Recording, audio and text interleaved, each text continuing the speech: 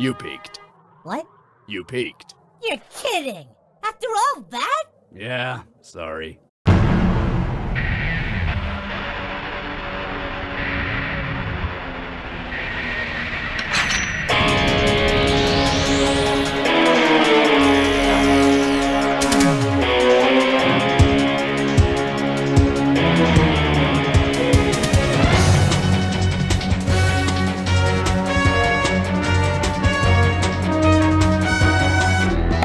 Hello everyone, Skippy here, and welcome to One Piece episode 1010. Directed by Kohei Kureta and supervised by Midori Matsuda, Kazuya Hisada, and Shigenori Taniguchi. With one of our co-series directors at the helm of it all, it is no surprise why 1010 looks to be extremely solid. As a super strong board from Kureta seems to only be the beginning, because the way the preview is cut leaves the door open for surprises in terms of how certain pages will be adapted, and simply just leaves you chomping at the bit to see what this should-be premium episode should offer after last week was already quite good. So will episode 1010 live up to its solid preview and more? Let's get ready to soar and find out.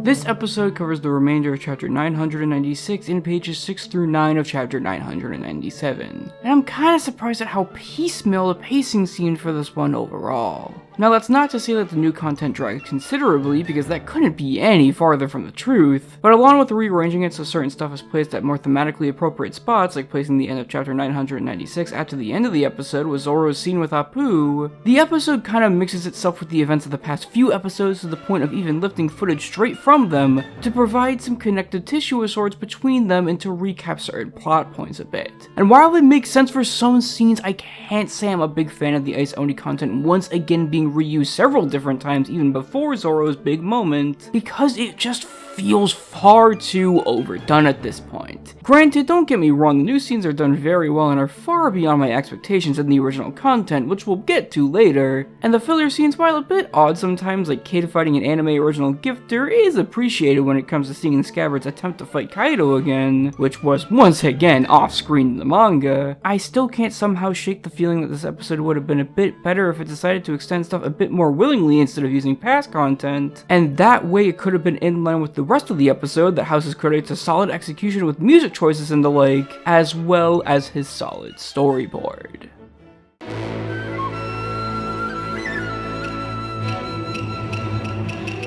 While in addition to flashbacks, this episode has to deal with reused animation that could end up making a large part of it, Kureta's storyboard, when it shines through, is extremely solid and the level that I expect from him tenfold. From creatively showing Corazone's sound waves on screen every time we flash back to him to the usual solid angles that remind me of more vintage work from the 90s, there's a lot of creativity and bright ideas aboard this episode when it allows itself those moments. And while it can feel a bit disjointed towards the end, with the music cutting randomly in and out as Sanji hears a lady in the distance instead of finding more creative ways to work with it, the general nature of Kureta's board makes me forgive them just a little bit, because there's a lot of fun ideas to be had here that gives this episode its strong skin, while still allowing animators like Jun Wonton their absolute freedom to stray as far away from the board as possible to produce a great scene of their own, like the heavily Yutaka Nakamura inspired defeat of Apoo by Zoro. With quite a few different supervisors and assistant supervisors here, including character designers past and present, that still manages to feel cohesive, mostly due in part to Keiichi Ichikawa's chief supervisor corrections when Matsuda isn't filling most of the B part with her on-model look. 1010 is good, but man, it could have been great. It's obvious that this episode was a bit troubled production-wise, aside from certain scenes, due to the nature of the bank and several supervisors. And while I think some of it still would have been there regardless had it been a bit more healthy, I can't deny that the adaptation brought it down a peg for me regardless, which is sad even if I totally understand what they were going for. It just didn't entirely really work for me. However, we'll simply just keep on chugging forward to next week's episode 1011 that looks pretty good for the core staff of it, honestly. While Hosoda isn't the most popular director on the show, his episode doesn't look too bland, and that's also in part thanks to supervisors Masahiro Kitazaki and Keita Saito. So it'll be interesting to see how he of all directors manages to pull off one of the strongest bits of content of early Onigashima that I'm surprised he's personally handling.